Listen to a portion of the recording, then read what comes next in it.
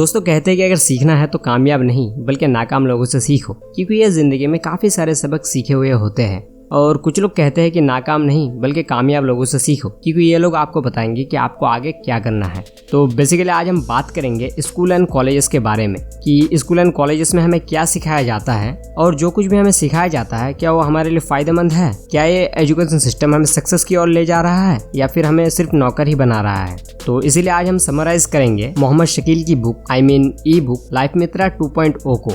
इस बुक में वो बताते हैं कि ऐसी कौन सी स्किल्स है जिन्हें स्कूल एंड कॉलेजेस में सिखाने चाहिए बट वो सिखाते नहीं है। अगर आप मोहम्मद शकील के बारे में जानना चाहते हो तो मैं आपको बता दूं कि उनका एक यूट्यूब चैनल है कुलमित्रा नाम से, जिसमें 2 मिलियन से भी ज्यादा सब्सक्राइबर्स है। वो काफी अच्छी वीडियोस भी बनाते हैं। उनके चैनल का लिंक मैं डिस्क्रिप्शन में दे दूंगा। तो चलिए इस वीडियो को स्टार्ट करते हैं। इस वीडियो में मैं जितने भी स्किल्स के बारे में बात करूंगा वो सब दुनिया के सबसे वैल्यूएबल स्किल्स में शुमार होती है, इसीलिए हर इंसान को इन स्किल्स पे काम करना ही चाहिए। तो इस वीडियो को बिना स्किप किए इसे लास्ट तक जरूर देखें। नंबर 1 पे आता है क्रिटिकल थिंकिंग। इंसान के अंदर इतनी एबिलिटी होती है कि हर इंसान 1 मिनट में 1500 वर्ड सोच लेता है, जो एक आइडिया सोचने के लिए काफी है। लेकिन एक ग्रेट आइडिया सोचने के लिए आपको क्रिटिकल थिंकिंग की जरूरत होती है। गूगल, फेसबुक, एप्पल, माइक्रोसॉफ्ट ये सब दुनिया की सबसे बड़ी कंपनीज में से एक है। लेकिन ये सब कंपनीज तो बाद में बनी। कंपनी बनने से पहले ये सब एक आइडिया थे।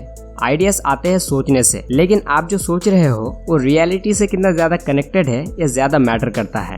क्रिटिकल थिंकिंग का मतलब है क्लियरली सोचना, अपनी सोच को खुद ही एनालाइज करना, ताकि आप किसी भी डिसीजन के बारे में राइट इन्फॉर्मेशन निकाल सको। यह आपको गहराइयों तक सोचने के काबिल बनाती है। क्रिटिकल थिंकिंग में आप न्यूज या फिर सोशल मीडिया या लोगों के जरिए दिए इन्फॉर्मेशन को आप फॉलो नहीं करते हो, बल्कि खुद से ही उस चीज को एनालाइज करते हो और सही गलत का फर्क निकालकर कोई एक अच्छा डिसीजन लेते हो। दूसरी ओर जो लोग क्रिटिकली नहीं सोच पाते वो लोग अपने इमोशंस के बेसिस पे डिसीजंस लेते हैं, जो कि ज्यादातर गलत ही साबित होती है। सपोज आपने एक बिजनेस स्टार्ट किया और आगे चल के उस बिजनेस में कोई प्रॉब्लम आ जाती है, तो अगर आपकी थिंकिंग क्रिटिकल नहीं होगी, फ्लेक्सिबल नहीं होगी, तो आप उस प्रॉब्लम को सॉल्व नहीं कर पाओगे। अक्सर जॉब इंटरव्यूज में ऐसे सवाल पूछे जाते हैं जिससे वो आपकी क्रिटिकल और फ्लेक्सिबल थिंकिंग का टेस्ट लेते हैं। तो इसीलिए आपकी सोच कभी भी स्ट्रेट यानी सीधी नहीं होनी चाहिए, हमेशा ये फ्लेक्सिबल और क्रिटिकल ही होनी चाहिए, ताकि जिस जगह जैसे सोच की जरूरत है या जिस प्रॉब्लम में जैसे सोल्यूशन की जरूरत है आप उसके अकॉर्डिंग सोच सको। कुछ ही दिनों में मैं इसके ऊपर एक सेपरेट वीडियो बनाने वाला हूँ। तो नंबर 2, टाइम मैनेजमेंट। हर इंसान को एक दिन में 24 घंटे मिलते हैं, ना किसी को इससे कम मिलती है ना किसी को इससे ज्यादा। फिर भी कुछ लोग इसी टाइम में इतना कुछ अचीव कैसे कर लेते हैं? तो इसका आंसर है टाइम मैनेजमेंट टेक्निक की हेल्प से।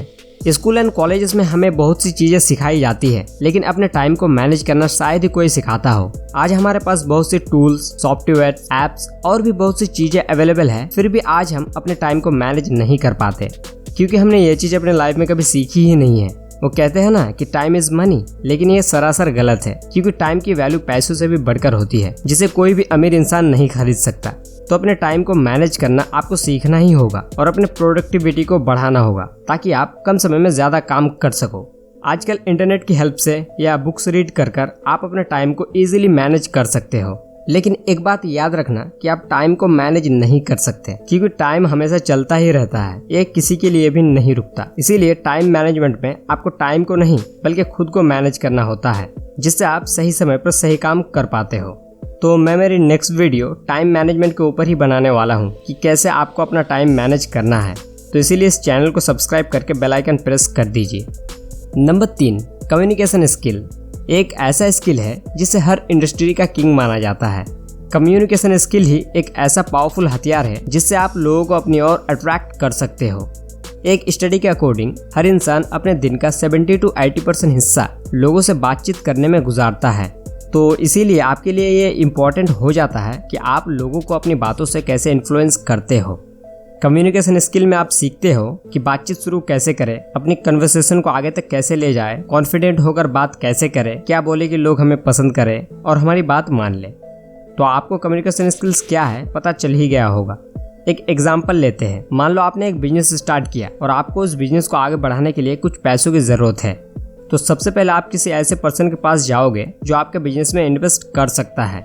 अगर आप उसके पास जाकर ये कहोगे कि अगर आप मेरे बिजनेस में इन्वेस्ट करोगे तो आपका पैसा कभी भी नहीं डूबेगा, तो क्या इतना बोलने से ही वो आपके बिजनेस में इन्वेस्ट कर देगा?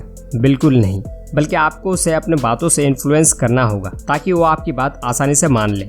कम्युनिकेशन स्किल सिर्फ बिजनेस में ही काम नहीं आती, बल्कि आपके पर्सनल लाइफ में भी बहुत मायने रखती है। अगर आप कम्युनिकेशन स्किल को सीख लेते हो ना, जो कि प्रैक्टिस से कोई भी सीख सकता है, तो आपको यह फायदा होगा कि आप बात करने के एक्सपर्ट बन जाओगे। आप पहले से ज़्यादा कॉन्फिडेंट हो जाओगे, यहाँ तक कि लोगों से आप अपनी बात आसानी से मनवा भी लोगे। कम्युनिकेशन स्किल्स के लिए मैं आपको एक बुक रिकमेंड करना चाहता हूँ जिसका नाम है how to win friends and influence people by Dale Carnegie. आप इस बुक से अपनी कम्युनिकेशन स्किल्स को इम्प्रूव कर सकते हो। Number 4, money making mindset. ये सक्सेसफुल लोगों की हैबिट में से एक है कि आपका एक मनी मेकिंग माइंडसेट हो। ज़्यादातर पेरेंट्स अपने बच्चों को यही एडवाइस देते हैं कि अच्छे से पढ़ो, अच्छे मार्क्स लाओ ताकि तुम्हें एक कोई अच्छी सी जॉब मिल जाए, लेकिन मनी मेकिंग माइंडसेट के बारे में कोई भी बात नहीं करता।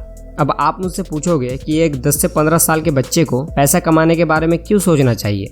क्योंकि यही वो चीज़ है जिससे हमें शुरू में ही पता चल जाता है कि पैसा आखिर होता क्या है, पैसा कैसे काम करता है। जब इलोन मस्क 12 साल के थे तो तभी उन्होंने अपने कंप्यूटर में एक वीडियो गेम बनाया था। फिर उसी गेम को उन्होंने एक ऑनलाइन कंपनी को $500 में बेचा था और आज इलोन मस्क दुनिया के सबसे अमीर लोगों की लिस्ट में गिने जाते हैं, क्योंकि उन्होंने बचपन में ही सीख लिया था कि पैसा सिर्फ जॉब से ही नहीं बल्कि जो काम आपको पसंद है उस काम से भी कमा सकते हो।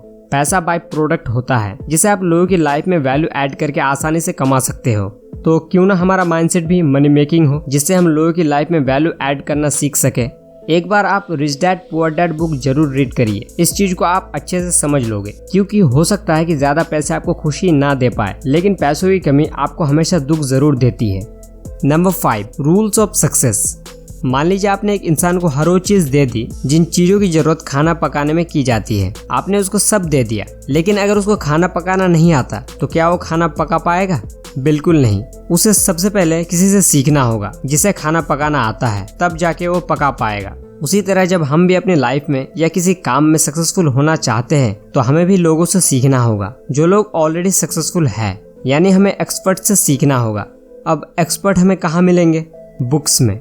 आज के टाइम में हर किसी को बुक्स रीड करना अच्छा नहीं लगता, लेकिन बुक्स रीड करना ही सीखने का सबसे बेहतर जरिया होता है। मैं किसी नॉवेल या कॉमिक बुक की बात नहीं कर रहा, मैं बात कर रहा हूँ सेल्फ हेल्प बुक्स की। क्योंकि अगर आप हर चीज को खुद से एक्सपीरियंस करके सीखोगे तो शायद आपकी जिंदगी भी छोटी पड़ जाएगी। इसीलिए learn from experts and follow the fundamentals. जब आप सक्सेस के फंडामेंटल्स को समझ लेते हो कि दूसरे लोग कैसे सक्सेसफुल बन पाए, तो आपके लिए सक्सेस को अचीव करना आसान हो जाता है। एंड वन मोर थिंग, इन चीजों को सीखने के बाद सक्सेस को अचीव करना सिंपल हो जाता है, लेकिन ईजी नहीं। मेहनत तो आपको ही करनी होती है। And number 6, face failure. किसी भी काम में फेल होना बहुत ही कॉमन सी बात है, लेकिन उस फेलियर को हैंडल ना कर पाना ये आपकी कमजोरी है। कभी आपने ये लाइन सुनी है कि failure is the best teacher?